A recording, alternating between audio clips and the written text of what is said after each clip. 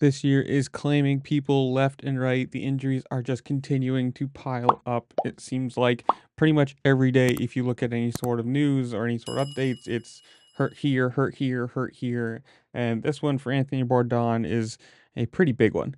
Posting on his Instagram saying, quote, season over.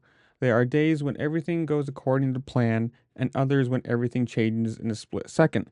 I had a big fall at training yesterday and there wasn't much I could do about it. Dislocated hip, broken pelvis, and lumbar vertebrae. It's going to be a long road to recovery, but I'm keeping my spirits up and motivated. Many thanks to the people on site who helped me through this tough day. Thank you for all the support. I'll be back stronger.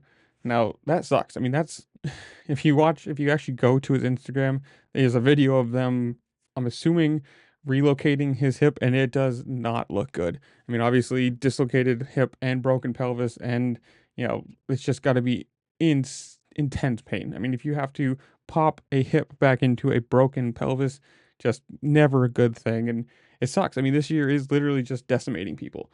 Look how many people in the West got hurt, all the 450 guys right now. The 250 East is even taking it.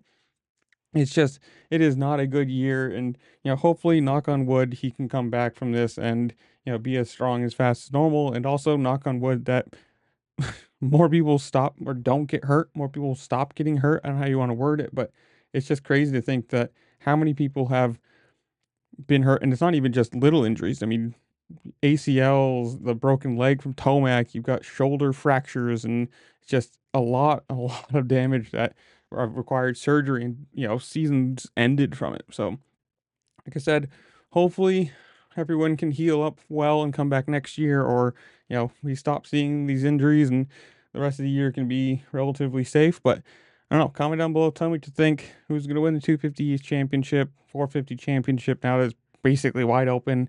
Whatever you want. Comment down below. Tell me what you think.